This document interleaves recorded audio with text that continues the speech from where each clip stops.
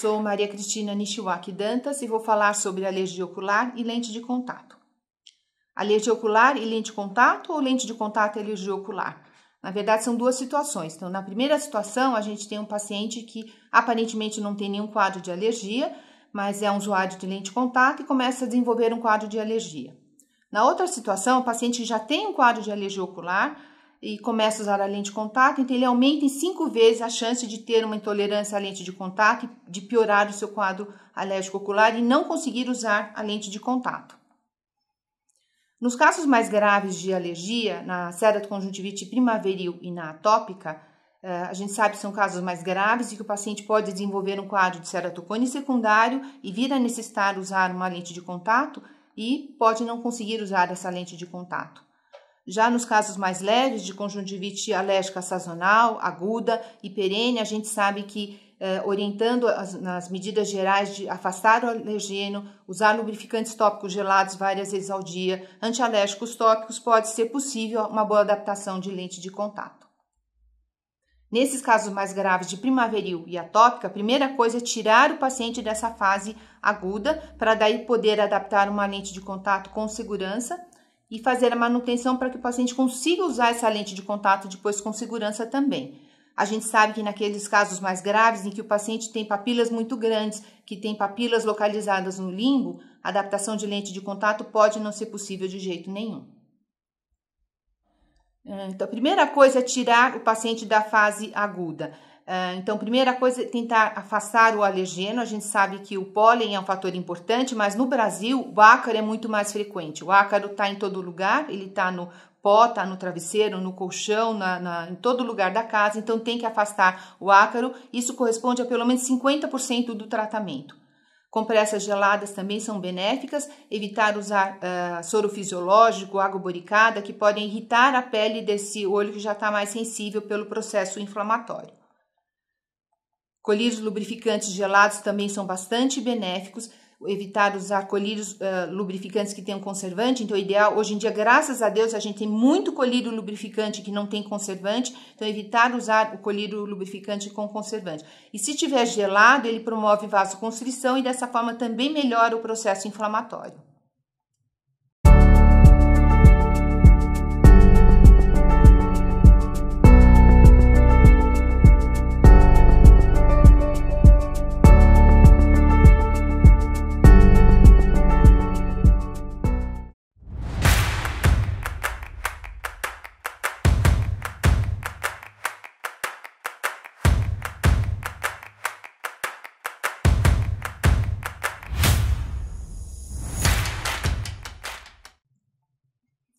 Colírios antialérgicos, infelizmente a gente não tem muitos no mercado, mas pelo menos tem alguns que a gente pode utilizar.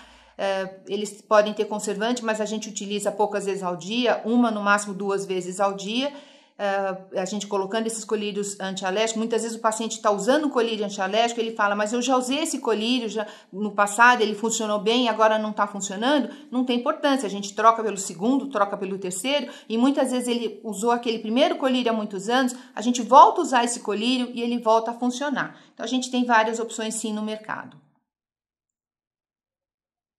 Agora, se o paciente começa a ter lesão de córnea, começa a ter ceratite, não tem jeito. Precisa dar um corticoide tópico potente, dose alta, quer dizer, cada 2, 3 horas, e tentar tirar o mais rápido possível. Quer dizer, a gente vai tirar pelo menos cada 5, 7 dias, para que ele não use mais do que 30 dias esse colírio tópico de corticoide. Se o paciente começa a ter ceratite, lesão de córnea de repetição, o que a gente faz? A gente trata com corticoide tópico e quando está na fase de retirada do corticoide, a gente associa uma droga imunomoduladora. A gente tem no mercado a ciclosporina, manipulada a 1-2%, e tem pronta no mercado a 0,05%, a dose é de 2 a 4 vezes ao dia. Mas a gente tem também o tacrolimo, que é 10 vezes mais potente do que a ciclosporina. Ele está disponível sob a forma de colírio, de gel, de pomada.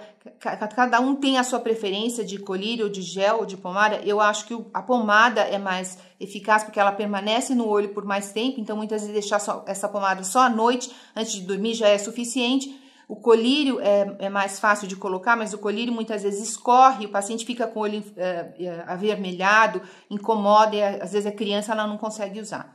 O gel é mais confortável do que o colírio e do que a pomada, então o gel é uma opção muito boa quando o paciente precisa utilizar o tacrolimo mais do que 1 ou 2 vezes por dia. Finalmente, se o paciente tiver uma úlcera de córnea, tiver uma placa de fibrina, essa placa de fibrina não sai daí, ela só vai sair se a gente remover cirurgicamente. E muitas vezes a papila gigante, a cirurgia para remoção da papila gigante não vai tratar o processo alérgico, mas pelo menos ajuda a tirar essas papilas gigantes para tentar tornar possível a adaptação de uma lente de contato. E aí, se a gente conseguiu seguir todos esses passos, pode ser possível a adaptação de uma boa lente de contato e com segurança. Manutenção, então. Se o paciente usa lente de contato, primeira coisa que ele faz quando acorda de manhã, coloca o seu colírio antialérgico. Espera uns 10, 15 minutos e aí coloca a sua lente de contato. Durante o dia, se necessário, ele pode lubrificar o seu olho com aqueles lubrificantes sem conservantes, várias vezes por dia. Mais uma vez, se tiver gelado, ele ajuda a melhorar o processo inflamatório pela vasoconstrição, então pode usar várias vezes por dia. Aí depois de noite, quando tira a sua lente de contato, se tiver o olho inflamado, ele pode colocar a sua droga imunomoduladora antes de dormir.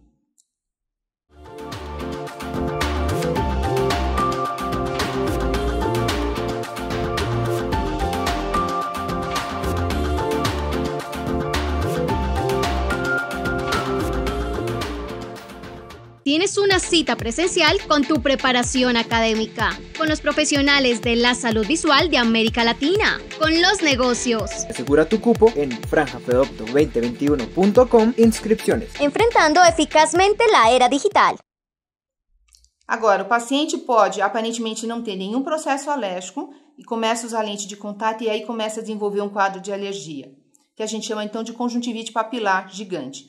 Mas a gente sabe que essas papilas gigantes podem ser formadas não só pelo uso da lente de contato, mas também pelas aquelas bolhas filtrantes grandes, por fio de sutura exposto, e nem sempre as papilas são realmente gigantes. Então, o termo melhor utilizado hoje em dia é conjuntivite papilar relacionada à lente de contato.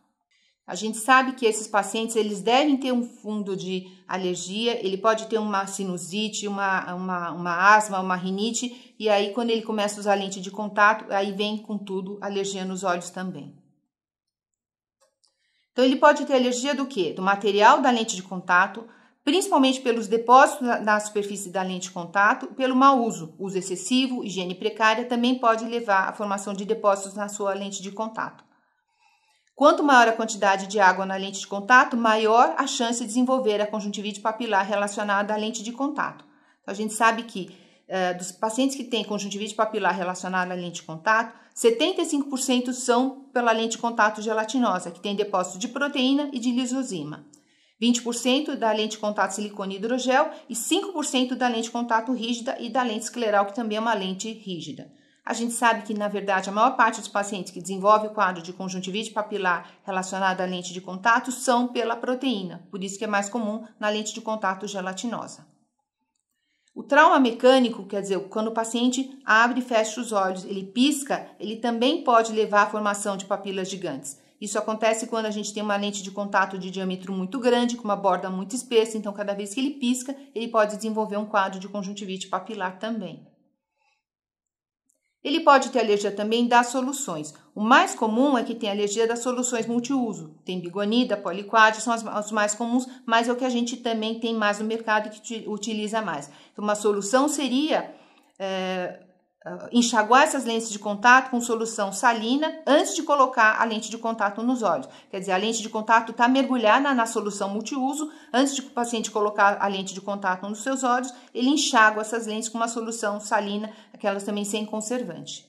E a outra solução seria usar o peróxido de hidrogênio, que é muito mais difícil o paciente desenvolver conjuntivite papilar com peróxido de hidrogênio. O único cuidado que ele tem que ter é que ele precisa neutralizar o peróxido antes de colocar a lente de contato nos olhos.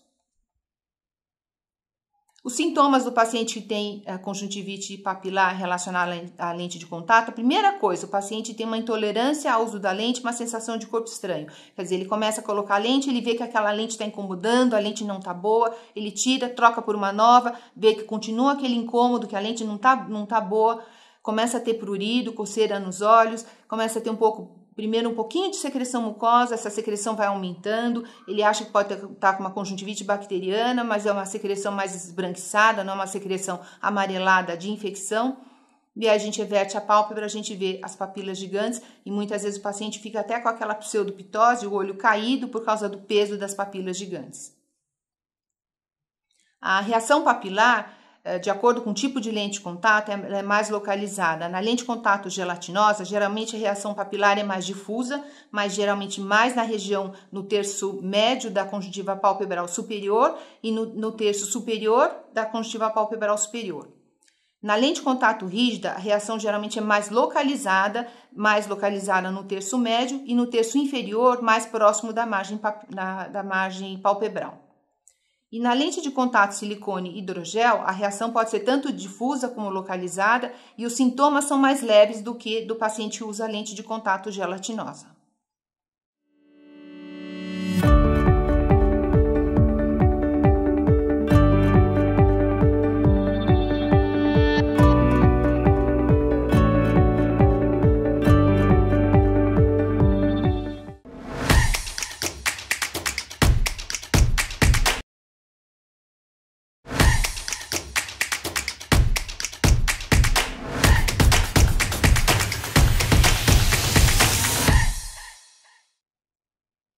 Como é que a gente classifica essa conjuntivite papilar?